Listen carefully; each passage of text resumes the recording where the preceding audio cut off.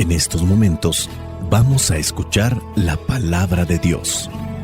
Dispón tu corazón para que el mensaje llegue hasta lo más profundo de tu ser.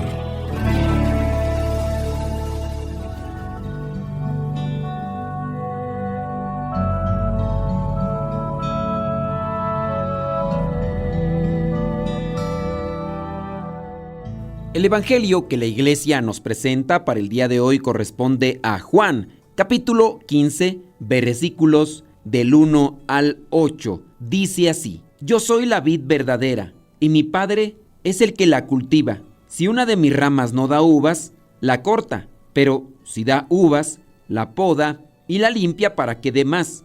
Ustedes ya están limpios por las palabras que les he dicho.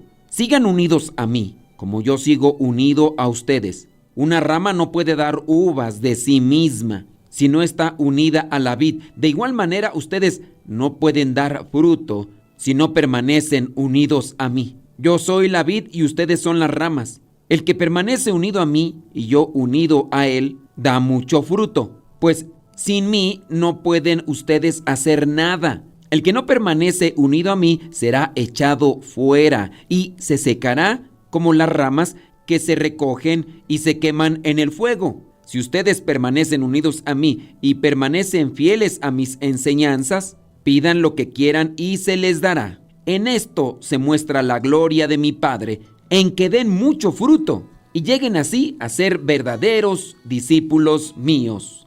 Palabra de Dios.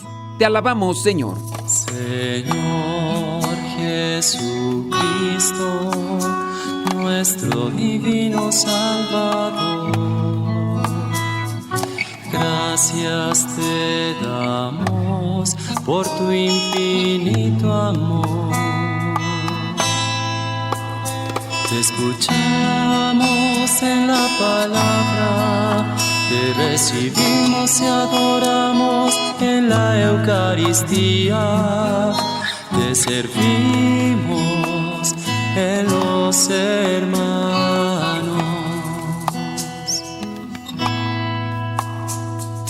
Que seamos misioneros como lo quieres tú, enseñando a los hombres el fuego de tu amor. Vamos a reflexionar los 5 puntos del evangelio del día de hoy. Un evangelio muy claro, sencillo, con un mensaje muy práctico. Primer punto: en esta parábola Jesús se presenta como la vid verdadera y los discípulos como los sarmientos. Para muchos de nosotros no es común escuchar este tipo de palabras y puede ser que muchos de nosotros no tengamos acercamiento a este tipo de plantas. E incluso puede ser que yo me esté equivocando y no sea una planta sino un árbol. Sabemos que se le llama vid a esta planta que se va enredando y que de ahí vienen estos frutos, estos racimos de uvas. La vid, hasta cierto punto, puede ser esta planta leñosa, seca, que parecieran ser puros troncos y después van brotando hojitas verdes que después irán creciendo y se irán convirtiendo en otra rama. Estos vendrían a ser los sarmientos. De esas otras ramas se desprenderán otras pequeñas ramas, una rama más gruesa y después vendrán otras hojas y ya también después saldrán los racimos. Es fácil de entender esta enseñanza. La vid o esta rama es la que transmite la savia, la fuente de la vida, el sustento para aquellas pequeñas ramas que comienzan a crecer. Con el tiempo nosotros también podemos descubrir que no podemos hacer mucho sin Dios en nuestra vida. Hay personas que se deslindan, que lo rechazan, pero pareciera ser que en los momentos de dificultad es ahí entonces cuando viene a acordarse de Dios. Sea una enfermedad dolorosa, sufriente, sea también una calamidad, un huracán un terremoto, un incendio, un accidente de tráfico. Y ahí es cuando invocamos a Dios. No somos nada sin Dios. La vida no se disfruta sin Dios. Hay placeres, pero los placeres tienen su consecuencia. ¿Te gusta la comida dulce? Quizá la disfrutas. Hay personas que disfrutan la comida grasosa. Hay personas que no pueden estar un día sin comer carbohidratos, harinas, dígase el pan en México. No les sabe el día si no han comido algo de pan. Sí, hay un cierto tipo de placer, pero también hay una consecuencia y a veces es grave. Pero disfrutar realmente de la vida, sabemos que no podemos permanecer distantes de Dios. Necesitamos esa unión y dependencia. Aquí entonces el primer punto. Dice el versículo 1, yo soy la vid verdadera y mi Padre es el que la cultiva. Si una de mis ramas no da uvas, la corta, pero si da uvas, la poda y la limpia para que dé más. Unión y dependencia, unidad con Dios, dependencia de Dios. No podemos vivir sin Dios. ¿Cómo puedo fortalecer mi unión con Cristo para dar más frutos? Y está comprobado, estar unidos a Dios no es estar todo el tiempo en un templo, en un seminario, en una capilla, en un lugar donde se habla de Dios. La unión con Cristo nace desde el corazón, cumpliendo con su voluntad. ¿Cómo puedo fortalecer esa unión con Cristo para tener mejores frutos en mi vida personal o en mi vida familiar, o ustedes en su vida de matrimonio, o yo en mi vida como consagrado, como religioso? ¿Cómo puedo depender más de Dios en mi vida diaria? Sabemos, no es algo oculto, escondido para que nadie más lo sepa y solamente unos sean felices. La unión con Cristo se da mediante la calidad de oración, más tiempo dedicado a la oración, a la meditación de la palabra de Dios, a la reflexión. La unión con Cristo se da en una mayor también participación de diferentes actividades dentro de la iglesia. Acostumbras a ir a un retiro una vez al mes, una vez cada 2 meses. Eso te va a ayudar, te va a fortalecer. Ni siquiera vas a misa o vas a la oración una vez a la semana, o cuando vas todo distraído, pensando en otras cosas, a la carrera, desconectado de Dios, más poniendo atención a las personas, a quien realiza el servicio litúrgico. Así no se puede fortalecer la unión con Cristo. Dicho sea de paso, me ha tocado conocer muchas personas que están dentro de grupos parroquiales, que tienen un tipo de ministerio, y por qué no incluso decirlo también de aquellas personas como yo, que podemos ser consagrados, y la unión con Cristo no se da, porque ya en el caso de los que pertenecen a grupos parroquiales, se la pasan en cierta forma trabajando, pero descuidando el corazón, descuidando el alma, distantes de la oración, de la reflexión, quizá en cierto modo muy trabajadores, ahí metido en la cocina, ahí metido limpiando los baños, limpiando los salones, acomodando la decoración, acomodando el sonido, e incluso hasta dando pláticas a los que ya están participando, porque tiene el don de la palabra, y ya realiza esto, ya realiza aquello, pero su alimentación o su unión con Dios nomás no se da. Para consagrados y laicos, esto también me queda a mí. De repente, el consagrado, religiosa, religioso, sacerdote, muy trabajador, muy buen organizador, pero poca oración. No fortalecemos nuestra unión con Cristo. Y nosotros no venimos solamente a trabajar y a anunciar la palabra de Dios. Estamos aquí para estar unidos con Dios, unidos con Cristo. En la medida de nuestra unión, los frutos se van a ir dando. Si una de mis ramas no da uvas, la corta, pero si da uvas, la poda y la limpia para que dé más. Punto número 1, unión y dependencia con Dios. Punto número 2, nosotros puede ser que estamos dando un fruto, pero no es de Dios, no es un fruto bueno. En ocasiones, algunas plantas y también la uva pueden tener injertos. Hablando de las plantas, el injerto sabemos se hace de manera manual. En este sentido, el agricultor, el que cultiva, corta un pedazo del tronco de la rama e incrusta otro pedazo de planta de otra para que se lleguen a fusionar. De manera que hay algunos árboles o algunas plantas que llegan a dar un fruto combinado. Es un fruto mezclado. Ya no es el fruto original propio de la planta, sino algo ya mezclado. Punto número 2. ¿Estoy dando frutos de Dios o estoy dando combinado? Y a veces doy más frutos diferentes que no vienen de Dios porque he abierto el corazón, he abierto la vida, he abierto la mente y la semilla del mal, la savia del mal me ha contaminado.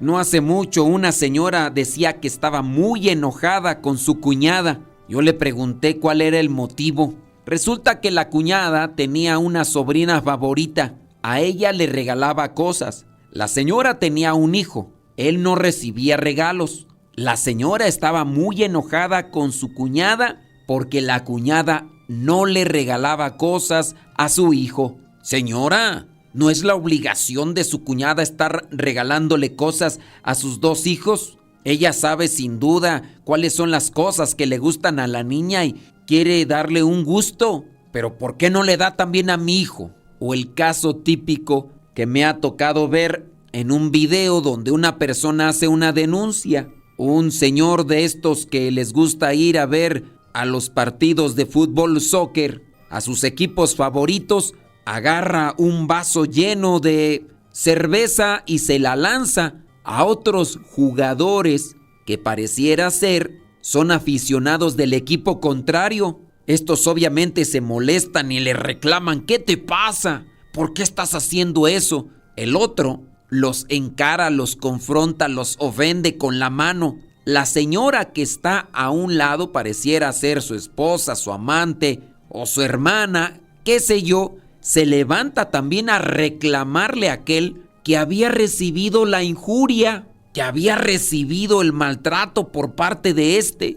E incluso fue como un tipo de burla porque al parecer aquel que arrojó la cerveza, su equipo anotó gol y para burlarse más extremadamente de aquellos otros que le van al equipo contrario, los quiso hacer enojar de esa manera. Y la mujer que está a un lado de este barbaján se pone también a gritarles y ofenderles a aquellos que solamente estaban pidiendo respeto y que se supieran comportar. ¿Qué frutos estamos dando? Casos constantes, yo no sé si es por mi edad o no lo sé, pero me llegan a cada rato de este tipo de situaciones donde las familias se confrontan por las herencias. No había problema de herencias porque todavía no fallecían las personas que estaban al frente de sus bienes materiales, pero apenas han fallecido, se meten sobrinos, se mete el tío, se meten las nueras, se meten hasta los vecinos por querer adueñarse de cosas materiales que no les costaron. ¿Qué frutos estamos dando en nuestra vida? ¿Cómo puedo ser mejor testimonio de la fe cristiana? Ese es el punto número 2. ¿Qué frutos estamos dando actualmente? Porque damos frutos o de un color o de otro, o de un sabor o de otro. No puede decirse yo ni fu ni fa, yo me mantengo en medio y ahí cada quien que se arregle. Para que la vid pueda dar mejor fruto hay que podarla. Dios Padre es quien la poda. Esta poda puede implicar pruebas, dificultades en la vida del creyente, pero tiene como objetivo purificar y fortalecer la fe para que pueda dar fruto de vida eterna. Quizá yo lo digo de una manera más tranquila, más en paz, pero a lo mejor esa enfermedad por la que están pasando o por la que estás pasando puede servir de purificación o para ti o para integrantes de tu familia. Esa dificultad, ciertamente no todas las cosas que nos pasan como enfermedad pueden ser formas de purificación. Dígase del caso de la persona que es muy descuidada en su alimentación, muy desordenada en su forma de vida y ahora tiene enfermedades venéreas, tiene enfermedades de otros tipos, lo cual le lleva a estar padeciendo y sufriendo. Y no puede decir, Dios permitió esto para mi purificación o la purificación de los demás. Tu desinterés en una buena alimentación, tu ingenuidad, quizá tu falta de disciplina, tu falta de voluntad. Personas que quizá les gusta levantar mucho el codo, embriagarse a más no poder y después tienen enfermedades como tipo cirrosis o a lo mejor tienen hasta un accidente en el trabajo o en la vida cotidiana y Dios lo permitió. Hay que ponerse delante de Dios porque este tipo de podas pueden llegarnos en cualquier momento. El viñador poda las ramas de la vid para que den más fruto. Ese viñador es Dios. Esta poda sin duda puede ser siempre dolorosa, porque también dependiendo la persona cómo enfrenta la situación. Para algunas personas el recibir una inyección puede ser dolorosa, para otras no tanto. Para algunos de nosotros es una situación de pánico y siempre cuando nos dan la opción preferimos pastillas o pomada o jarabe, pero menos inyección. Tercer punto, aceptamos la poda como medio de purificación de parte de Dios. Acepto con amor las dificultades y con fe enfermedades, situaciones difíciles y complicadas. ¿Qué desafíos y dificultades estoy enfrentando en mi vida? ¿Cómo puedo ver estas dificultades como oportunidades de crecimiento espiritual? La poda es necesaria para dar fruto y fruto de vida eterna. Acepto. Punto número 4. Jesús promete que aquellos que permanecen en Él darán mucho fruto. Esto nos recuerda que la verdadera vid cristiana se caracteriza por la producción de fruto espiritual. Ejemplos: amor, alegría, paz, paciencia, bondad, fe, mansedumbre, dominio propio, voluntad, si tú quieres, en otra palabra. Esta persona tiene voluntad, se ha apartado de los vicios, de aquello que le contamina, que le perjudica en su relación con los demás. Para dar fruto, aquí a los sarmientos deben permanecer unidos a la vid. De la misma manera nosotros, los que seguimos a Cristo, debemos permanecer unidos a Él y los medios ya los conocemos y hemos repetido: oración, reflexión de la palabra de Dios, sacramentos y también pertenecer o participar con una comunidad. Punto número 4, permanecer en Cristo. ¿Cómo puedo cultivar una relación más profunda con Cristo? ¿Cómo puedo participar activamente en mi comunidad de fe? Vámonos ahora sí al punto número 5. En el versículo número 6 dice: el que no permanece unido a mí será echado fuera y se secará como las ramas que se recogen y se queman en el fuego. Punto número 5. ¿Tengo conciencia de la vida después de esta vida? Incluso en esta misma vida recibo las consecuencias de lo bueno o de lo malo que esté haciendo. Después de esta vida vendrán consecuencias también. ¿Soy consciente de ello?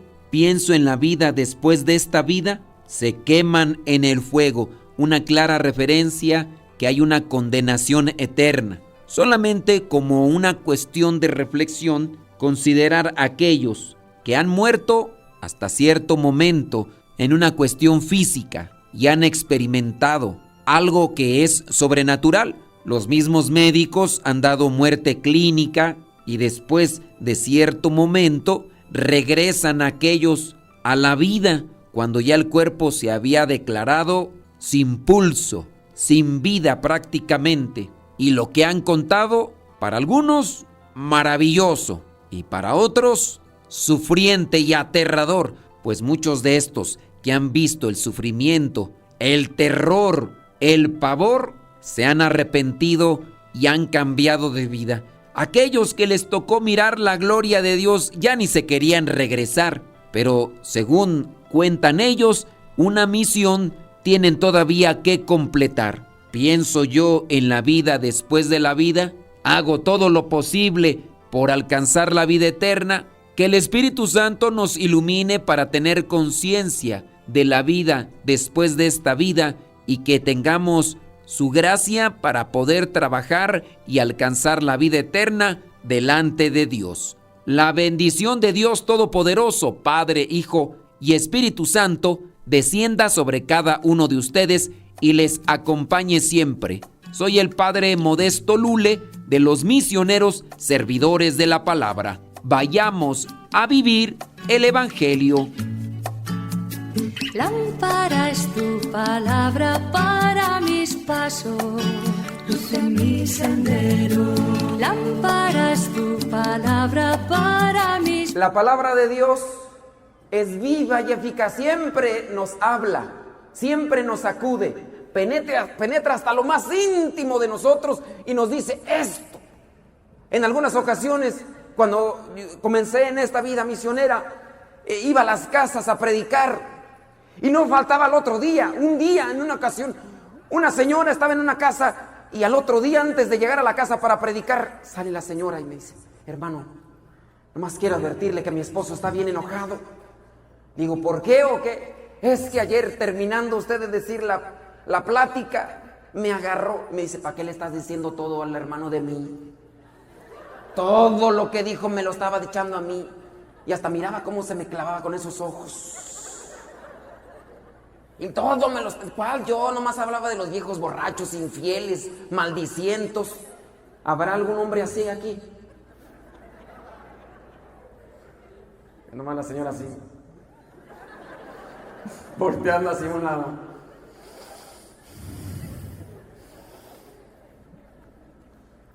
Vamos a descubrir el pecado, y si el pecado nos toca, hay que después presentarnos ante el sacerdote para que el sacerdote nos dé la absolución de nuestros pecados. Pero la palabra de Dios es viva y eficaz, más penetrante que espada de doble filo, penetra hasta lo más íntimo de nosotros y nos descubre. Si no nos descubre, es que nosotros todavía tenemos el corazón como aquella canción de los Tigres del Norte, cerrada y con 100 candados. No entra nada, ni la sensibilidad. Oye, hay veces gente que realmente está mal y ni a las lágrimas de sus hijos se doblegan. Ni a las lágrimas de sus hijos. Papá, ya no te emborraches. Papá, ¿por qué haces esto? Ni ante las lágrimas de sus pequeños se doblegan estos hombres. Y también mujeres. Antes era fácil decir, los hombres son los maldicientos. Hombre, ahora te encuentras mujeres que son realmente bárbaras. Antes decías, los hombres son unos infieles. No, hombre, ahora también te encuentras un montón de mujeres. A lo mejor ella va allí, como dicen acá, 50-50. Digo, pues por si hay un gabacho, por lo menos que agarre algo, ¿no? 50-50. Sí, antes era común escuchar, padre, me dejó mi esposo. No, ahora escucho pláticas de señores, me dejó mi esposa y me dejó los hijos y se fue. Mi hijo, mira, y hay también mujeres mulas. ¿Sí entienden el término mula? Sí. El necio, el terco, el mula. Ya hay de los dos lados. Pero la palabra de Dios nos puede ablandar si dejamos que entre a nuestras vidas. Veamos los últimos versículos de esta cita. Nada de lo que Dios ha creado puede esconderse de Él. Nada. No pienses que porque te escondes o porque apagas el celular no, nada. Nada de lo que Dios ha creado puede esconderse de Él. Todo está claramente expuesto ante aquel a quien tenemos que rendir cuentas. Nada.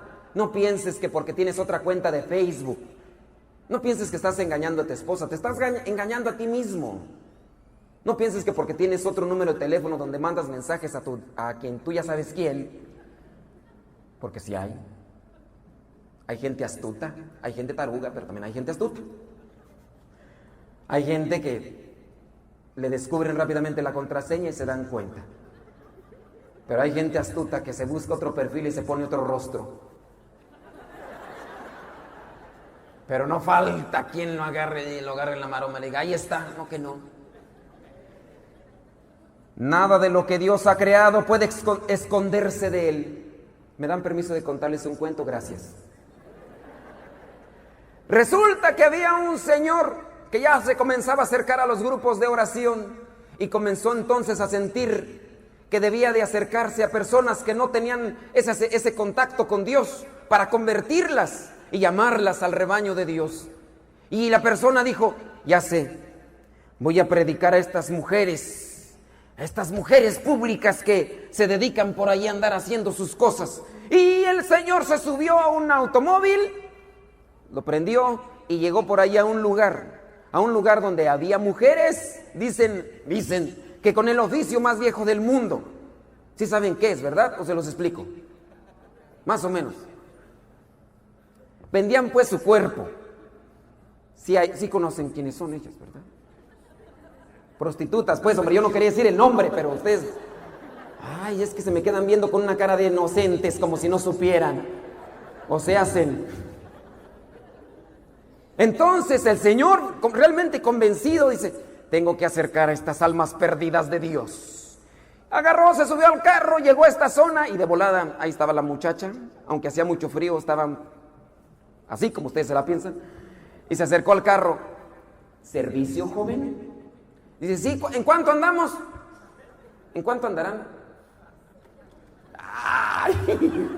A ver, estoy viendo a ver si cae alguno. No falta el inocente. En $50, padre. Y ya le dijo el precio. Y dice, muy bien. Oye, pero quiero un servicio especial. Te sube a $100. Muy bien. Oye, pero quiero un lugar donde no nos vea nadie. Ok, no, $200 te llevo a un lugar realmente privado. No quiero que no me vea nadie, ni Dios.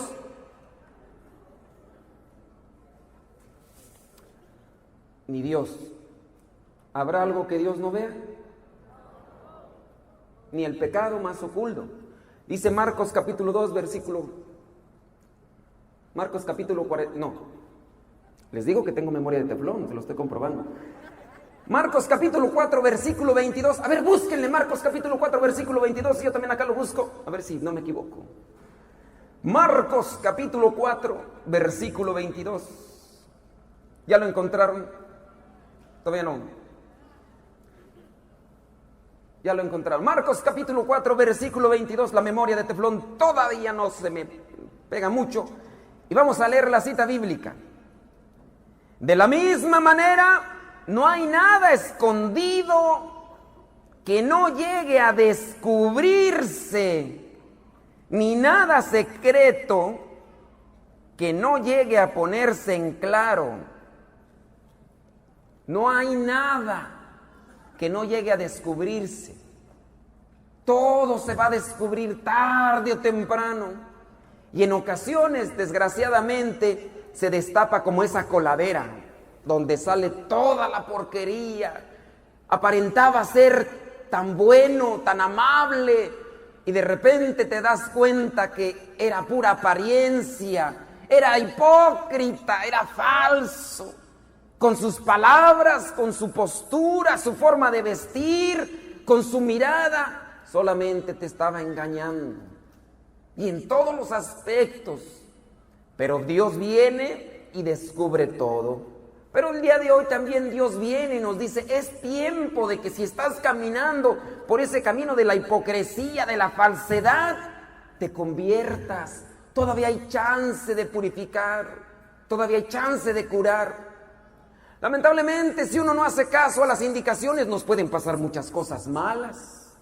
Cuando yo tenía escasos 7 años, 8 años, estaba en la primaria, llegó mi mamá y le dijo a la maestra algo, y la maestra viene y me dice, te tienes que salir, acompaña a tu mamá. Y le dije a mi mamá, ¿a dónde vamos? Dice, ven, vamos a ir a la casa de tu abuelita.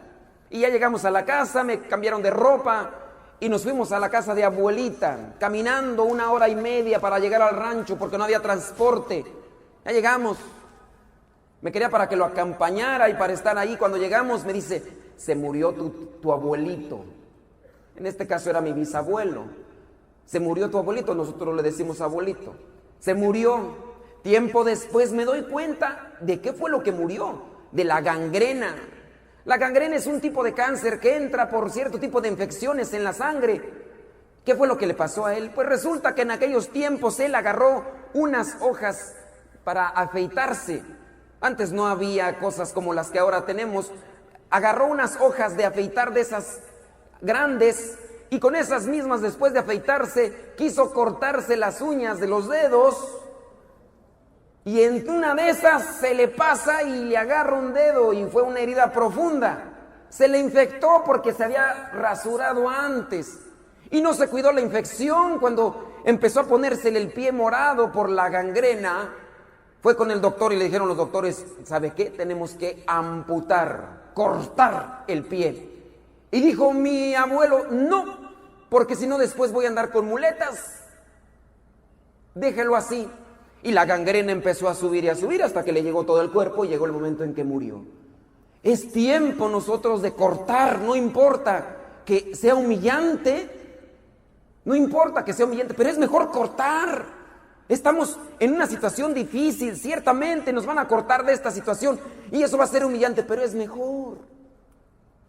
Es mejor porque no sabemos cuánto avance y de qué manera nos acabe el pecado. No hay nada. Así que si hay alguien por ahí que esté poniendo un rostro que no es ante su esposa, ante su esposo o ante sus hijos, o en el grupo, o en la iglesia, es mejor quitarse la careta, dejar de ser hipócritas, falsos, presentarse como lo que somos, arrodillarnos ante Jesús, pedirle perdón y decirle: cúrame, límpiame, sáname. Pero en ocasiones puede más nuestro orgullo, nuestra vergüenza. Es que ¿qué van a decir? Y luego los demás me van a señalar.